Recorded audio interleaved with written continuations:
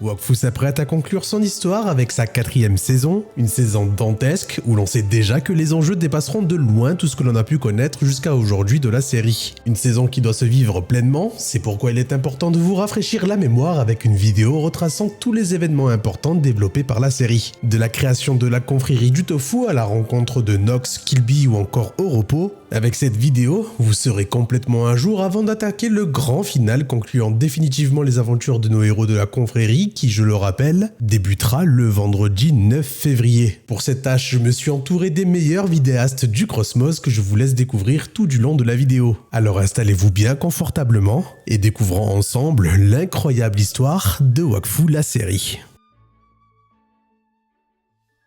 Cette épopée épique débute dans un univers nommé Cosmos, et plus particulièrement sur une planète, le monde des 12. Des 12 ? Oui, car 12 dieux se sont attelés à rendre ce monde habitable afin que leurs fidèles puissent s'y installer et prospérer. Un monde rempli d'histoires passionnantes, dont une qui nous intéresse aujourd'hui, celle de Yugo.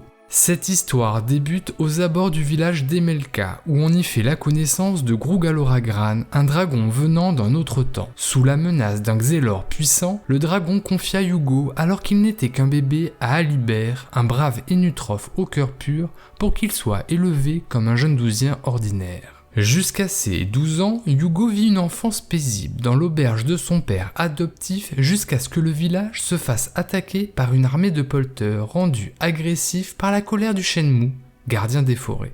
Cet événement permet la formation d'un groupe d'aventuriers constitué de Tristepin, un valeureux Yop, gardien du chouchou Rubilax, d'Amalia, la princesse du royaume Sadida, d'Évangéline, une Kra et amie d'enfance de la princesse, et enfin Ruel, un vieil Énutrophe et ami d'Alibert. Cette bande finit par apaiser la colère du vieux chêne, libérant ainsi les villageois. Après la découverte de ses étranges pouvoirs, Yugo se met en quête de ses origines et de sa famille, sachant qu'il trouvera réponse à ses questions sur la mystérieuse île d'Oma. Après de nombreuses péripéties, leur aventure les conduit sur Bonta, la cité lumineuse où ils peuvent enfin embarquer vers leur destination, direction l'île d'Oma.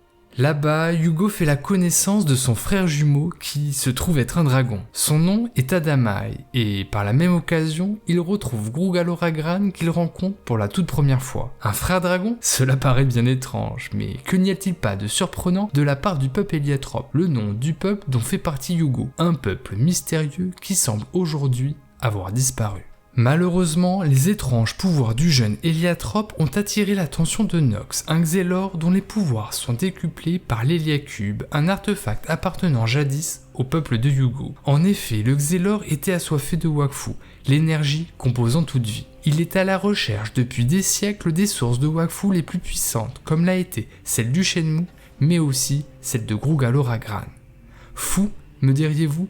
Oui, il l'est. Mais cet horloger, autrefois appelé Noximilien, a perdu femme et enfants durant le déluge de Grest, un fléau qui ravagea le monde, causant des millions de victimes. Dans l'espoir de remonter le temps, il est prêt à commettre toutes les atrocités possibles, un but égoïste mais compréhensible, car remonter le temps lui permettrait de retrouver sa famille, effaçant par la même occasion ses crimes passés. Ainsi, sans s'en rendre compte, Yugo permet à Nox de trouver le dragon tant convoité, et Grugal n'a alors d'autre choix que de permettre à Yugo et à ses amis de fuir tandis qu'il affronte le Xelor.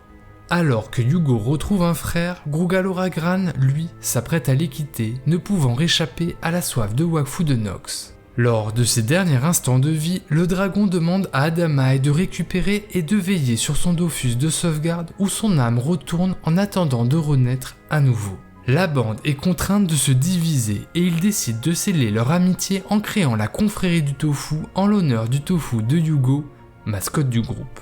Suite à la bataille contre le dragon millénaire, Nox n'ayant pas pu récupérer le Wakfu de Grugal, tourne son attention vers la source de Wakfu de tout un peuple, l'arbre de vie des Sadida, qui est étroitement lié à la princesse Amalia. Le peuple Sadida se prépare à l'affrontement, alerté par la confrérie du tofu. Toutefois, les ressources d'un peuple ne suffisent pas à arrêter les plans de Nox. Armé de l'Héliacube et de ses plus belles inventions, telles le Razor-Temps, Nox est inarrêtable. Alors que le groupe tente de protéger les Sadidas de la folie du Xelor, Tristopin réalise son plus grand rêve, entrer dans la légende en se sacrifiant pour protéger celle qu'il aime, Evangeline. Tandis que la lutte était acharnée, Yugo et Adamai ne peuvent défaire le magicien. Après avoir absorbé le Wakfu de l'arbre de vie et de Yugo, il était temps de remonter le temps. 3 siècles de vie et de collecte de Wakfu, des milliers de victimes pour ne réussir qu'à retourner 30 minutes dans le passé.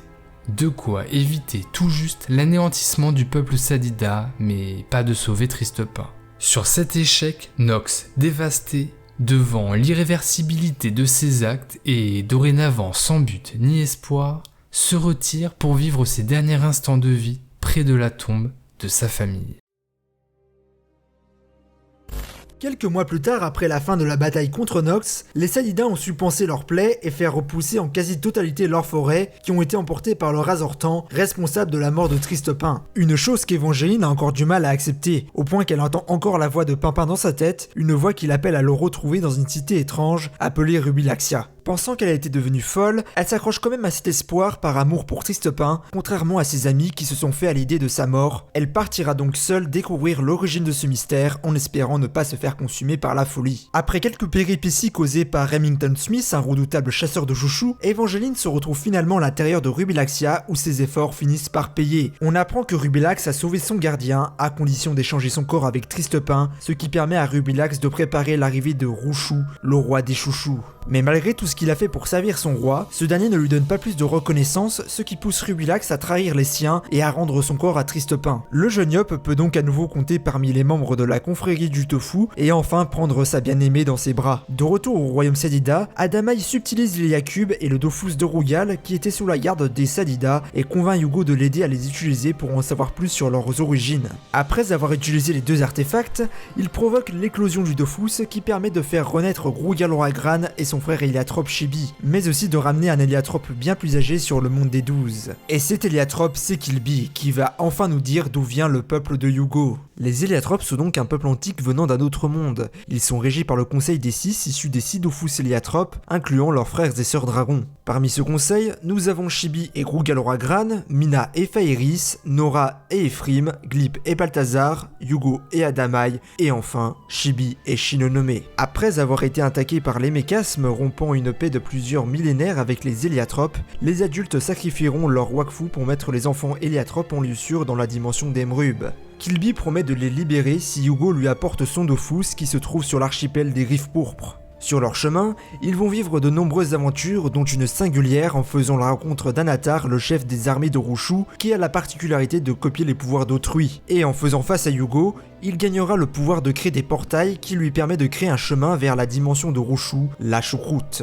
Dans leur tentative d'emprisonner Anatar, Yugo, Tristopin, Rubilax et Remington se feront emporter par le chouchou dans la choucroute. Ils feront ainsi la rencontre de Rouchou, qui n'a qu'une idée en tête, utiliser les pouvoirs de Yugo pour envahir le monde des 12. Rouchou condamnera donc notre bande à un combat perdu d'avance face aux 666 chouchous et finiront par être sauvés au dernier moment par Kilby et Adamai qui utilisent l'Héliacube pour les sortir de cet enfer et enfin retrouver le monde des 12. Par la suite, Kilby convaincra Adamai de se rendre au Zénith, un vaisseau héliatrope encore intact qui leur a permis autrefois de voyager à travers l'univers. Il explique par la même occasion qu'il a le pouvoir de se souvenir de toutes ses vies antérieures et c'est à ce moment qu'il révèle son vrai visage. En effet, à travers ses millénaires d'existence et de connaissances accumulées, il a aujourd'hui très peu de considération pour les vies mortelles éphémères ayant selon lui une faible importance en comparaison de son projet. Utiliser la totalité du Wakfu du monde des 12 pour faire décoller le Zénith et explorer à nouveau le cosmos avec les siens. Adamai tente de s'interposer mais hélas, il ne fait pas le poids face à Kilby et l'Héliacube qu'il maîtrise à la perfection. Parce que oui, contre toute attente, c'est bien lui qui a créé l'Héliacube, confectionné à partir du cœur d'Orgonax, expliquant pourquoi les mécasmes sont entrés en guerre avec les Héliatropes.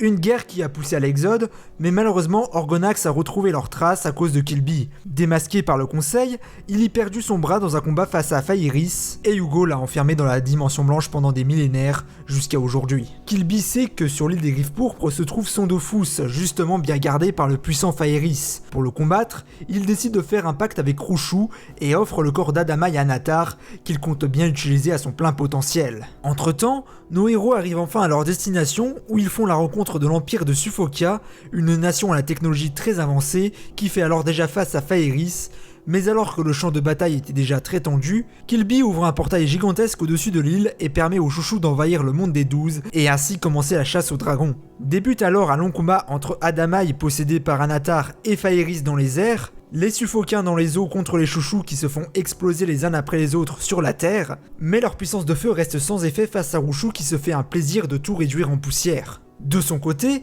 Tristepin est tout excité par cette bataille, il défie même Rouchou en combat singulier et qui s'ensuivra par sa défaite, faut pas pousser non plus. Mais avant que Rouchou donne le coup de grâce, Goultard intervient pour sauver son disciple dans une entrée fracassante, forçant Rouchou à prendre sa véritable apparence.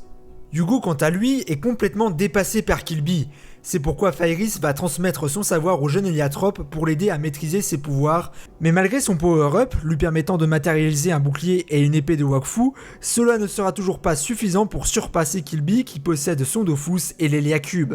Mais alors que Killby était sur le point d'en terminer, Adamaï se libère de l'emprise d'Anatar, permettant à Yugo de suivre Killby dans un portail dimensionnel. Yugo se retrouve donc dans l'endroit où il a emprisonné Killby autrefois, la dimension blanche, un endroit sans vie, sans rien. Et après avoir montré à Yugo ce que c'était cet enfer, Killby le conduit sur Emrub, là où se trouve le reste du peuple Héliatrope. Yugo retrouve donc enfin son peuple ainsi que Balthazar qui veillait sur les enfants. Killby lui est considéré comme le traître qui a privé tous ses enfants de leurs parents lors de la Grande Guerre. Mais ce dernier veut à tout prix libérer le peuple Héliatrope de cet endroit pour retourner explorer le Cosmos avec eux. Et pour ça, il est prêt à utiliser la force s'il le faut. Yugo unira le peuple Héliatrope et attaqueront Killby ensemble. Ce dernier arrive à les repousser mais sa sœur Shinonome se retourne contre lui, le séparant ainsi de l'Héliacube. Et sans son précieux bras de Wakfu, Killby ne peut plus continuer le combat. C'est alors que Yugo prend possession du cube et décide d'enfermer à nouveau Killby dans la dimension blanche, le laissant à nouveau seul, avec sa folie comme unique compagnon. Sur l'île des Griffes Pourpres, le portail d'invasion se referme, mais Goultard réussit à entraîner Rouchou avec lui dans la choucroute pour terminer le combat. La bataille contre les chouchous est donc gagnée. Faeris quant à lui n'a plus aucun intérêt de défendre l'île et rejoindra Yugo et Adamaï. Yugo comprend que le monde des 12 n'est pas encore prêt à accueillir le peuple Héliatrope, il confiera alors l'Héliacube à Balthazar pour le mettre à l'abri et quitter la dimension d'Emrub pour retrouver ses amis de la confrérie. Même s'il n'en a pas l'air, Yugo a maintenant 19 ans. De par la nature singulière du peuple duquel il fait partie, sa croissance est très longue. Une bénédiction, mais pas pour Yugo, qui voit en cette particularité une sorte de malédiction. Coincé dans un corps d'enfant, il ne peut pas vivre son amour avec Amalia, contrairement à Tristepin et Eva. Alors si en plus un certain compte à rebours débarque sans prévenir pour tenter de voler le cœur d'Amalia, les choses vont très vite devenir plus complexes. Le royaume Sadida est menacé pour cause le chaos d'Ogrest. Plus les crises de ce dernier s'intensifient, plus le niveau d'eau monte dans le globe, risquant d'anéantir tout le royaume d'Amalia, mais pas que. Et c'est là qu'intervient le compte à rebours. En échange de la main d'Amalia, ce dernier apporte une solution capable d'aider le royaume Sadida. Deux véritables Dofus Héliatropes. Quant à Amalia, consciente de son devoir envers son peuple et son royaume, elle finit par accepter. L'heure pour la confrérie de se réunir une nouvelle fois et d'escorter la princesse jusqu'à la demeure du comte, l'île de Frigost. Une fois sur place, la confrérie découvre que l'île est complètement gelée. Mais pas le village où se trouve le château du comte. Une sacrée prouesse au vu de l'état de l'île et pour cause, le comte avait conçu une fournaise capable de tenir tout le village au chaud. Seul bémol, il fallait continuellement alimenter la fournaise, ce qui explique l'intérêt du comte pour Amalia et l'alliance avec le royaume Sadida. La confrérie finit alors par découvrir le plan caché du comte et réussit à le défaire, entre autres grâce au nouveau pouvoir de Tristepin. Il se trouve que ce dernier n'est pas n'importe quel Yop. Il est Yop, le seul, l'unique, le véritable dieu Yop qui s'est incarné dans une nouvelle enveloppe charnelle. Voyant ses enfants menacés de mort, Tristepin éveillera ses pouvoirs. Là encore un semblant de bénédiction mais qui pourrait cacher plusieurs inconvénients. Parmi eux, les lourdes responsabilités d'une telle révélation. Tristepin souhaite seulement vivre heureux avec sa famille, là où d'autres personnes pourraient voir en lui le sauveur tant attendu. Désormais en possession de deux Dofus, la confrérie du Tofu sera très vite en contact avec Dame Echo, qui leur donnera volontiers les deux autres. En contrepartie, Echo demande à Adamaï de ne pas mettre le monde en danger. Quant aux deux derniers Dofus, ils sont gardés par Hush, le frère de Kérubim. Cela sera obtenu suite à un jeu curieux mais mortel, le genre de jeu dont les Eka flippent en le secret. Enfin, quoi qu'il en soit, Yugo en sortira vainqueur. Les 6 Dofus sont réunis, 6 artefacts au pouvoir incommensurable qu'il faut manier avec attention. Hugo sera d'ailleurs le premier à utiliser leur pouvoir, en résultera même un événement paradoxal qui affectera toute la ligne temporelle de l'univers. Armé des Sidophus Héliatropes, Hugo était devenu l'égal d'un dieu, un roi-dieu, forçant par la même occasion l'incarnation de tout un peuple à la gloire de cette nouvelle divinité. Dameko avait raison, et Adamaï également. Les Sidophus Héliatropes étaient bel et bien capables de briser l'équilibre du monde. Non conscient de ses actes, Hugo décidera tout de même de partir aider Tristepin à affronter Ogrest. Un affrontement comme on en fait peu, du genre capable de détruire tout notre monde. Et ce sera grâce à Otomaï qu'Ogrest sera finalement séparé des Sidophus primordiaux, mettant ainsi fin, une bonne fois pour toutes, au chaos d'Ogrest. Une nouvelle aventure qui se termine d'une bien belle manière. En tout cas, c'est ce qu'on pourrait croire, car si la confrérie du Tofu profite de cette belle histoire pour célébrer l'union de Pipoun et Eva, Adamaï, lui, a disparu. Il a été trahi par la seule famille qui lui restait, Hugo. Il est alors temps pour lui d'en rejoindre une nouvelle. Il est temps pour Adamaï de rejoindre la fratrie. 2 ans se sont écoulés depuis le combat titanesque face à Ogrest, et nos héros sont tous revenus à leur vie. Amalia s'en est retournée à son royaume où malheureusement son père, le roi Sadida, est en train de vivre ses derniers instants. Armand, son frère, préparé à reprendre le trône, s'est déjà trouvé une femme avec laquelle régner. Cette future reine s'appelle Aurora, une Osamodas dont on ne sait que très peu pour le moment. Hugo, lui, est en quête de son frère avec Ruel dont il ne retrouve plus aucune trace depuis le jour où ils se sont disputés pour les Dofus. Tristepin de son côté s'est trouvé un joli petit coin de paradis où il vit son idylle avec Eva et ses enfants. Un bonheur qui va prendre fin lorsque Pou, un mystérieux Pandawa, se fait passer pour un aventurier perdu dans le coin. Il trouve le gîte chez les Percedal et les attaque par surprise pour essayer de capturer les enfants. Pour cela, il sera aidé d'une Sramette du nom de Toxine. Bien heureusement, ils sont loin de faire le poids face à nos héros. C'est alors qu'interviendra un 3e collaborateur qui cette fois-ci nous connaissons tous. Celui dont on n'avait plus aucune nouvelle depuis plusieurs années. Il s'agit de nul autre qu'Adamaï en personne, armé des Sidophus qu'il a subtilisés à Gulthard. Doté des Sidophus, il devient bien plus puissant qu'un dieu. Il capture aisément les enfants et même Évangéline qui est enceinte d'un autre demi-dieu. Tout cela pour les remettre à son chef, et cela Tristepin n'y pourra rien y faire. Had brisera même l'épée contenant Rubilax, et avant d'achever Tristepin, il permet à Hugo de voir ce qu'il est en train de faire à son meilleur ami avant de le jeter du haut d'une immense falaise. Heureusement pour lui, sa fille Eleli réussit à utiliser ses pouvoirs pour s'extirper de Pou et l'assiste pour amortir sa chute. Elle le met même à l'abri pour qu'il puisse récupérer, mais Tristepin ayant tout donné est sur le point de mourir une seconde fois. Comme pour la première fois, c'est Rubilax qui s'y colle pour le sauver, et cette fois-ci ce sera en fusionnant avec lui. Fini alors du Tristepin à moitié yop qui n'avait plus qu'un bras pour se battre, le voici de nouveau sur piste pour nous épater comme à ses plus grandes heures avec ce power-up énorme. Un power-up qui permet à son bras de prendre la forme qu'il souhaite. Pendant ce temps, Eleli était en train de vivre son premier combat face à Pou.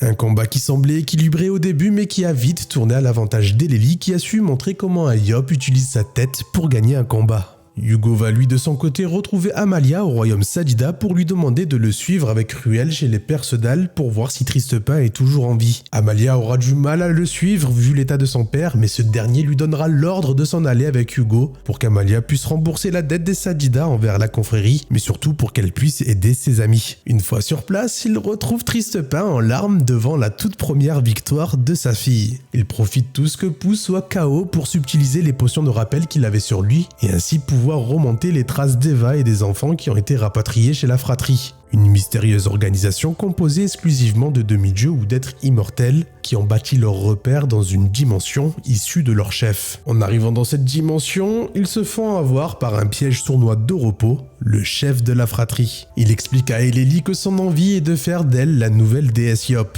Il en a assez des dieux et veut un nouvel ordre composé des progénitures des dieux, bien plus humain et intéressé par le sort des Douziens à son sens. Pour faire comprendre que la fratrie est plus du côté du bien que la confrérie, il les met au défi de grimper sa tour et ainsi faire la connaissance de tous les prétendants au panthéon de l'Inglorium. C'est ainsi qu'ils trouveront Darkblad, une forme diminuée de Gulthard. On aura droit alors à une confrontation entre l'ancien maître et son disciple, entre un père et un fils qui tiendra toutes ses promesses, en plus de remettre du clair dans la relation entre Gulthard et Tristepin. Il retrouve aussi des vieilles connaissances comme Ushgalesh les Kaflip, mais aussi des personnages super attachants comme Coqueline, la demi-déesse Osamodas, qui est très concernée par le sort des animaux, Harpagon, qui n'est nulle autre que l'épouse de Ruel dont il a préféré se séparer de peur de perdre ses richesses, ou encore le curieux Bump, demi-dieu Feka qui collectionne toutes sortes de sous-vêtements des grands de ce monde de gré ou de force. Pour finir, nos héros retrouveront la douce Datura qui semble toujours regretter ses actions passées qui ont brisé le cœur de son bien-aimé Ogreste.